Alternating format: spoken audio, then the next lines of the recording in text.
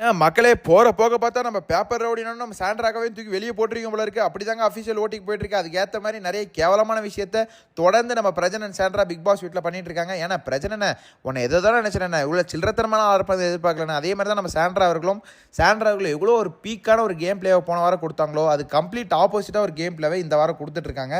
ரொம்ப மோசமான வேலைகளை பண்ணிட்டு இருக்காங்க. விஷயத்தெல்லாம் நம்ம பிரஜன் அவர்களோட சேர்ந்து புல்லிங்லேருந்து மார்க்கிங் எல்லாமே பண்ணிட்டு இருக்காங்க. பாடி ஷேமிங் எல்லாமே பண்ணுறாங்க. இவங்க ரெண்டு பேரையும் எவ்வளோ சீக்கிரம் வீட்டு விட்டு அனுப்புகிறோமோ அவ்வளோ சீக்கிரம் நல்லதுங்க. ஏன்னா ரொம்ப மோசங்க, கேவலத்தின் உச்சத்துக்கு போய் ஒரு விஷயத்த பண்ணிட்டு இருக்காங்க.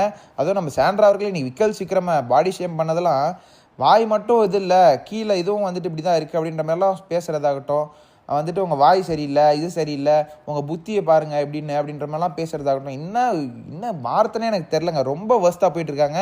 ஸோ எல்லாருமே கேட்டிருந்தீங்க ப்ரோ அஃபிஷியல் ஓட்டிங் சொல்லுங்கள் ப்ரோ, வெள்ளிக்கிழமை நிலவரப்படி யார் ஃபஸ்ட் இருக்கா, யார் எலிமினேட் ஆவான்னு சொல்லுங்கன்னு சொல்லியிருந்தோம். ஸோ அதுக்கான வீடியோட தான் வந்திருக்கேன். ஸோ ஹாய் ஹலோ வணக்கம் மகளே, நான் தான் உங்கள் BB Ragamani, Bigg Boss Tamil. Bigg Boss தமிழில் இன்றைக்கி வெள்ளிக்கிழமை அஃபிஷியல் ஓட்டிங் நிலவரம் தான் பார்க்க போகிறோம். அதுவும் 3 மணி நிலவரப்படி யார் ஃபஸ்ட்டில் இருக்கா யார் லாஸ்ட்டில் இருக்கான்றதை பார்த்துருவோமா. பார்க்கறதுக்கு முன்னாடி மறக்காம வீடியோக்கு ஒரு லைக் பண்ணிக்கோங்க. மறக்காம வீடியோக்கோ அந்த ஐ பட்டனை கிளிக் பண்ணிக்கோங்க. நிறைய பேர் வீடியோ பார்க்குறீங்க, நான் லைக்கை தர மாட்டேங்க. அப்படியே வீடியோ பார்த்துட்டு ஒரு லைக்கை தட்டுக்கு பார்ப்போம். தட்டிட்டீங்களா? ஸோ வீடியோக்குள்ளே போகலாம். ப்ரோ யார் ப்ரோ ஃபஸ்ட்டு? விஜய் பார்வதி நேற்று ஃபஸ்ட்டில் இருக்காங்கன்னு சொன்னீங்க, திவ்யா செகண்டில் இருக்காங்கன்னு சொன்னீங்க. திவ்யா அவர்கள் அதே இடத்துல இருக்காங்களா இல்லை திவ்யா அவர்கள் மேலே வந்திருக்காங்களா அப்படின்ற மாதிரி நீங்கள் கேட்கலாம். ஸோ திவ்யா அவர்கள் ஃபஸ்ட்டு பிளேஸ்க்கு வந்துட்டாங்க. திவ்யா ஃபேன்ஸ் ஹாப்பி என்னாச்சு அப்படின்ற மாதிரி தான் சொல்ல தோணுது.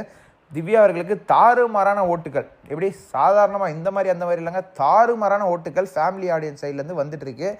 செம்மையான சப்போர்ட் கொடுத்துட்ருக்காங்க. ஏன்னா திவ்யா அவர்கள் பேசுகிறது பாயிண்ட் எல்லாமே மக்களுக்கு பிடிச்சிருக்கு. நம்ம வீட்டிலேருந்து ஒரு பொண்ணு போய் கேம் ஆடுறாங்கப்பா அப்படின்ற ஒரு ஃபீலை கொடுக்குதுன்றதுனால தான் இவ்வளோ பேர் ஓட்டு போடுறாங்க நம்ம திவ்யா அவர்களுக்கு. ஓகேங்களா, சாதாரணமாலாம் இல்லை. நம்ம பார்வதி அவர்களும் சாதாரணமாக எடை போட்டுறக்கூடாதுங்க. எந்த மாதிரி ஓட்டு வந்துட்டு இருக்கு தெரியுமா நம்ம பார்வதிக்கு? சும்மா எல்லாருமே அண்டர் ரேட்டடாக ஒரு விஷயத்தை பண்ணிட்டு இருக்காங்க. ஃபேமிலி ஆடியன்ஸ் சைட்லேருந்து அவ்வளோ ஓட்டு நம்ம பார்வதி அவர்களுக்கும் வந்துட்டு இருக்கு. பார்வதி ஃபேன்ஸ், திவ்யா ஃபேன்ஸ், நீங்கள் கமெண்ட்டில் சொல்லுங்கப்பா, நீங்கள் ஓட்டு போட்டிங்க, உங்கள் ஃபேன்ஸ் கீழே கமெண்ட்டில் அடித்து காட்டுங்க. அப்போ தான் தெரியும் திவ்யாவுக்கு அதிக ஃபேன்ஸ் இருக்காங்களா, பார்வதி அதிகமாக ஃபேன்ஸ் இருக்காங்களான்னு சொல்லி. ஸோ பார்வதி அவர்கள் 2வது இடத்துல இருக்காங்க. பார்வதி அவர்களுக்கும் நம்ம திவ்யா அவர்களுக்கும் ஓட்டு வித்தியாசம் எவ்வளோ தெரியுமா? பெருசாக டிஃப்ரென்ஸ்லாம் கிடையாதுங்க. 2000 வாக்குங்கள்ங்க. எப்படி 2000 வாக்குகள் தான் டிஃப்ரென்ஸு. எனக்கு தெரிஞ்சு கானா வினோத், கமருதீன்லாம் ஒன்றா நாமினேஷன் வந்தால் செமையாக இருக்கும்னு நினைக்கிறேன்.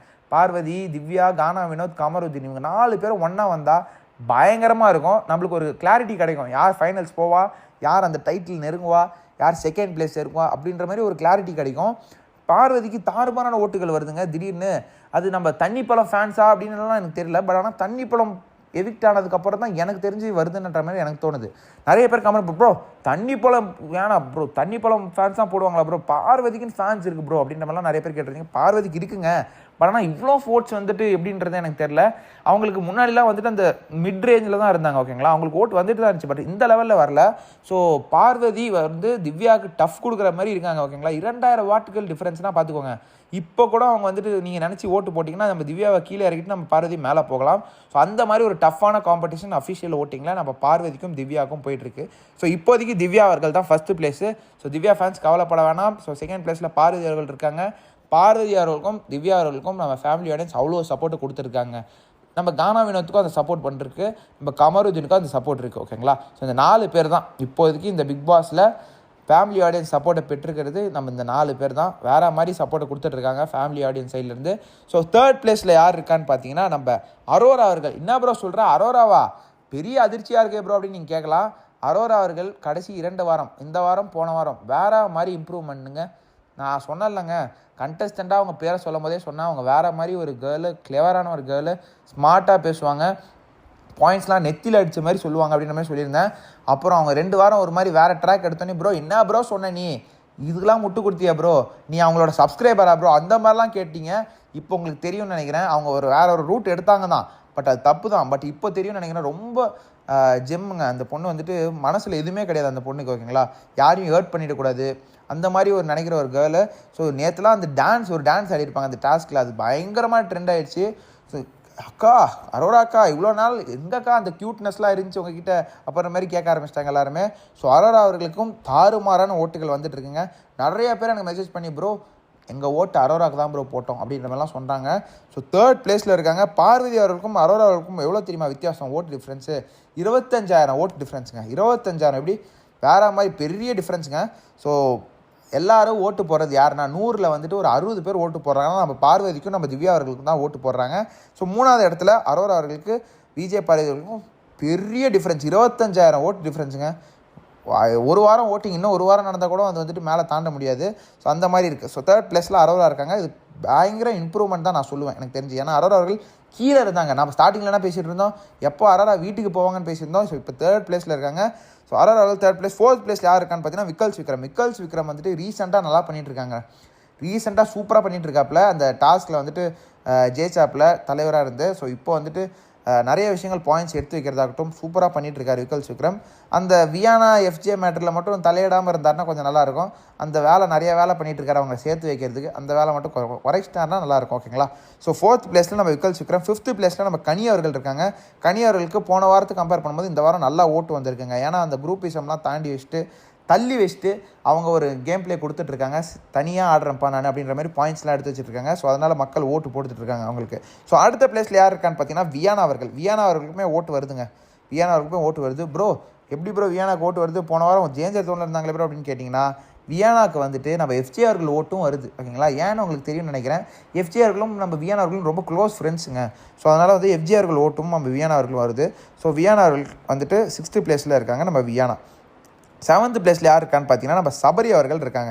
சபரி அவர்களுக்கும் ஓட்டுகள் வந்துட்டுருக்கு. பட் நேற்று கம்பேர் பண்ணும்போது இறங்கியிருக்காரு கீழே சபரி. ஓகேங்களா. சபரி வந்துட்டு கேட்டிங்கன்னா எனக்கு இன்னும் பக்காவாக ஆக்ட் பண்ணுறாருன்னு தாங்க எனக்கு தோணுது. எனக்கு பர்சனலாக தோணுதுங்க. நான் ஷோ பார்த்த வரைக்குமே எனக்கு அவர் கேமராக்காக ஒரு விஷயத்த பண்ணுற மாதிரி இருக்குங்க. எப்படி நம்ம வியானாவை சொல்கிறோமோ கேமரா கான்ஷியஸாக சில விஷயங்கள் பண்ணுறாங்க, அவங்க நிறையா விஷயம் ஃபேக்காக இருக்காங்க அப்படின்னு சொல்கிறோமோ, எனக்கு சபரியை பார்க்கும்போது அவர் ஃபேக்காக இருக்கிறாருன்னு எனக்கு தோணுதுங்க. கேமரா அப்படி பார்க்குதா நம்ம ஒரு அழுவையை போடுவோம், இங்கே வந்துட்டு நம்ம இவங்களுக்கு சப்போர்ட் பண்ணுவோம், இங்கே நம்ம கத்தி பேசுவோம், ப்ரோமோவில் வருவோம் அப்படின்ற மாதிரி ஒரு பயங்கரமான ஒரு பக்காவான ஆக்டிங்கை பண்ணிகிட்ருக்காரு நம்ம சபரி அவர்கள். ஓகேங்களா. எனக்கு பெருசாக சபரி மேலே ஈடுபாடு இல்லை. அவர் வந்துட்டு எனக்கு பிடிக்கவும் இல்லை. அந்த கண்டஸ்டண்டாக கேம் பிளே அவர் கொடுக்குறது எனக்கு பிடிக்கலங்க. ஸோ வந்துட்டு அவருக்கும் ஓட்டுன்றது வந்துட்டுருக்கு. பட் நேற்று கம்பேர் பண்ணும்போது அவருக்கு ஓட்டு டிக்ரீஸ் ஆகிருக்கு. நிறைய பேர் எனக்கு மெசேஜ் பண்ணி சொல்கிறாங்க ப்ரோ ரொம்ப நடிக்கிறார் ப்ரோ அப்படின்ற மாதிரிலாம் நான் சொல்கிறாங்க. எனக்கு சந்தோஷமாக இருக்குது. நாம் நினைக்கிற பாயிண்ட் ஆஃப் வியூவிலேருந்து மக்கள் நிறைய பேர் பார்க்குறாங்கன்ற போது. ஸோ சபரிக்கு அடுத்து யார் இருக்கான்னு பார்த்தீங்கன்னா கெமி அவர்கள் இருக்காங்க. கெமி அவர்களுக்கான ஓட்டும் வந்துட்டுருக்கு. கெமி அவர்களுக்கு ஸ்டாண்டர்டாக வந்துட்டுருக்கு. நேற்று நைட்டு சரியான சண்டை பார்த்துப்பீங்க. கமருதீனுக்கும் நம்ம கெமி அவர்களுக்கு அந்த இடத்துல கரெக்டுன்னு சொல்லுவேன். ஏன்னா கமருதீன் நிறைய வார்த்தை விட்டார். வாயை வச்சு தச்சிருவேன், என்ன இப்படி கத்துற, என்ன கழுத்தை பிடிச்சி இப்படி திருப்புற அப்படின்ற மாதிரிலாம் நம்ம கமருதீன் வார்த்தை விட்டுருப்பாரு. அந்த இடத்துல கெமி அவர்கள் கண்ட்ரோல் பண்ணிவிட்டு அவங்க வார்த்தையெல்லாம் எதுவுமே விடாமல் பக்காவாக பேசினாங்க. ஸோ நல்லா இருந்துச்சு. ஸோ கெமி அவர்கள் இதே மாதிரி நிறைய விஷயங்கள் பேசினாங்கன்னா நல்லாயிருக்கும். அவங்க இருக்கிறதே தெரிய மாட்டுதுங்க. இந்த வாரம் தான் அங்கங்கே வந்தாங்க, சாப்பாடு எனக்கு போட மாட்டாங்கன்னு சொல்லி ஒரு அழுதாங்க. ஸோ அதனால் வந்துட்டு நிறைய இடத்துல வந்துட்டு அவங்க பேசினாங்கன்னா நல்லாயிருக்கும். கெமிக்கு அடுத்து நம்ம அமித் அவர்கள் இருக்கார். அமித் அவர் வந்துட்டு இந்த வீட்டில் இருக்கணுன்னா ஒரே விஷயத்து தாங்க, அவர் வந்துட்டு வேறு மாதிரி பாட்டு பாடி வைப்பாக வச்சுக்கிறாருங்க வீடை. கானா வினோத் பாட்டு பாடுறாரா இல்லையோ, நம்ம அமித் அவர் பாட்டு பாடுறதுக்கே தனி ஃபேன்ஸ் இருக்காங்கன்னு சொல்ல தோணுது. அவ்வளோ பேர் பார்க்குறாங்க. அமித் அவர்கள் பாடினாலே அந்த பாட்டு அப்படியே இளையராஜா பாட்டெலாம் பாடுறாரு. அப்படியே இளையராஜா வந்துட்டு அப்படியே வீட்டுக்குள்ளே வந்து உட்காந்து பாடுற மாதிரியே ஒரு ஃபீலுங்க. யாருக்கெல்லாம் அந்த மாதிரி இருந்துச்சுன்னு சொல்லுங்கள். அதே மாதிரி நம்ம கமருதீன், நம்ம கானா வினோத், அமித் சேர்ந்தாங்கன்னா போதும், அவ்வளோதான், முடிஞ்சு போங்க. டே இந்த பீட் பாக்ஸு அது பண்ணுறதெல்லாம் கொஞ்சம் குறைச்சிங்க கூட. இவங்க பாடுறது எப்படி தெரியுமா இருக்குது, அப்படி இருக்குன்ற மாதிரி தான் சொல்ல தோணுது.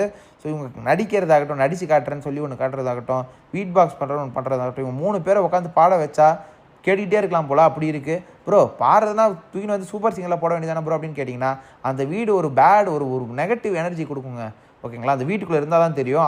அந்த இடத்துல ஒரு பாசிட்டிவாக ஒரு விஷயத்தை வச்சு அந்த வீடியோ கலகலான்னு வச்சுக்கிட்டுறது பெரிய விஷயம். அமித் அவர்கள் அது வந்துட்டு குடோஸ், அது பண்ணிக்கிட்டே இருக்கணும். அவர் கண்டிப்பாக அவருக்கான ஓட்டுகளும் வந்துட்டுருக்கு.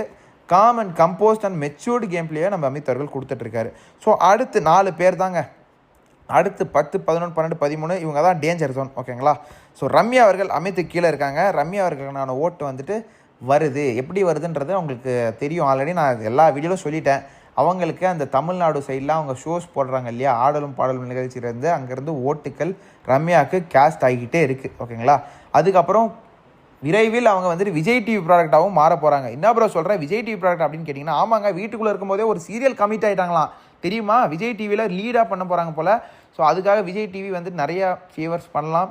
அதுக்காகவே நிறைய வாரங்கள் அவங்க தப்பிச்சு வந்திருப்பாங்க. 3 வாரம் வெயிட் ஆக வேண்டியதுங்க. போன வாரம் அதுக்கு முன்னாடி போன வாரம்லாம் நம்ம அக்கா போன வாரம் நம்ம அக்கா தான் எவிக்ட் ஆகிருக்கணும். உடனே மாற்றிட்டாங்க. மதியானத்துக்கு மேலே ரம்யா தான் எவிக்ட் ஆகணும்னு முடிவு பண்ணி வச்சுருந்தாங்க. உடனே மாற்றி நம்ம பிரவீன் அவர்கள் அனுப்பணும்னு அனுப்பி ஒரு விஷயம்லாம் நடந்துச்சு. ஸோ ரம்யா அவர்களுக்கான ஓட்டு இருக்குங்க. கண்டிப்பாக இந்த வாரம் போக மாட்டாங்கன்னு தான் நான் நினைக்கிறேன். போனால் நல்லாயிருக்குங்க. எத்தனை வாரம் தான் மிஸ் ஆவாங்க சொல்லுங்கள். ஸோ அதுக்கு அடுத்த நம்ம சாண்ட்ரா அவர்கள் இருக்காங்க. சாண்ட்ரா அவர்களை தூக்கி வெளியே போடுங்கப்பா அப்புறம் மேலே தான் சொல்ல தோணுது. அப்படி பேசுகிறாங்க மோசமாக, மாக்கிங், ஃபுல்லாக புல்லிங் எல்லாமே பண்ணுறாங்க. ஸோ பிரஜன் அண்ட் சாண்ட்ரா கீழே பிரஜன் ஜோடியாக ஓட்டிங்கில் கூட ஜோடியாக இருக்காங்க மக்களே. டேஞ்சர் ஜோனில் ஓட்டிங்கில் கூட ஜோடியாக இருக்காங்க.